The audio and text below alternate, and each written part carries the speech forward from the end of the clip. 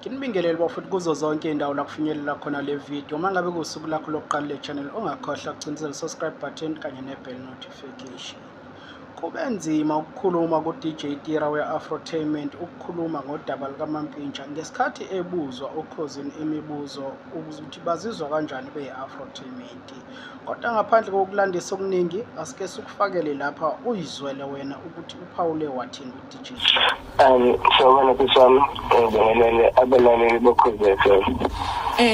Siziyezwa nazi indaba ezibhlungu ngiyabonile lana nanokuthi nestatement nani njenge-Afrotainment senisikhiphile eqinisekiswa ukuthi usedlulile emhlabeni uMampintsha.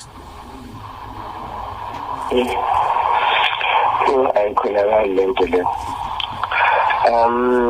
Ayikhulakali as izolo nje lokhu yabo mina mangibuka manje the last few days, the last few months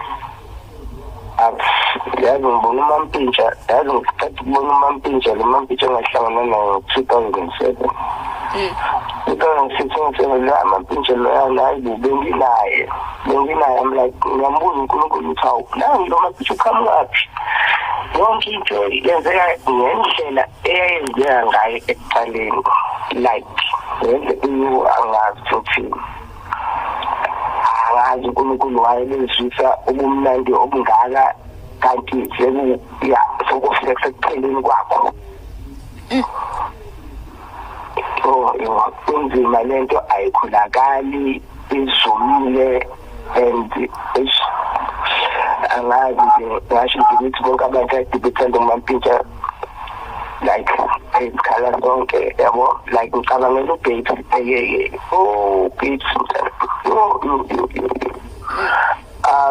ngathi kuzoba nzima, so siyacela nje ukuthi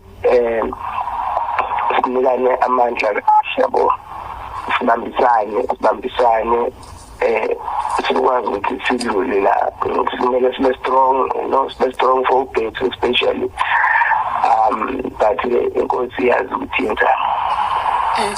Kulo msindo nje ngikade ngudlala uMampintsha kade ekhuluma ukuthi wazi ukuthi wayezokwenza njani mhlambe kube akangenanga kulomsebenzi angenakuwe. Ngiyazi ukuthi wena umunye wabantu ababambe iqhaza ekutheni uMampintsha afike la akade efike khona. Bekunjani ukusebenza naye? Esisam ukuthi okay, angikwazi ukukhuluma kakhulu manje yabo ngoba angikho right yabo, so angeke ngikwazi ukukhuluma kakhulu yabo, so nje bengithi nje ngoba ngiyahlonipha uKhozi yabo, ngicela ukuthi ngisho something, so I was like awuthi ngene ngibingelele and yabo kade angikwazi ukukhuluma kakhulu manje.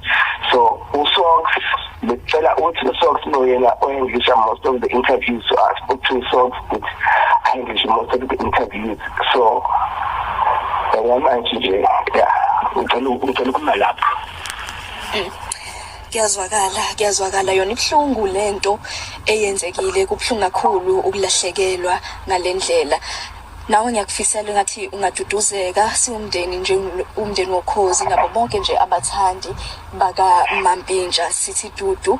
Siyazi ukuthi benisondelene kakhulu engathi yonke into ukuqhubekela phambili.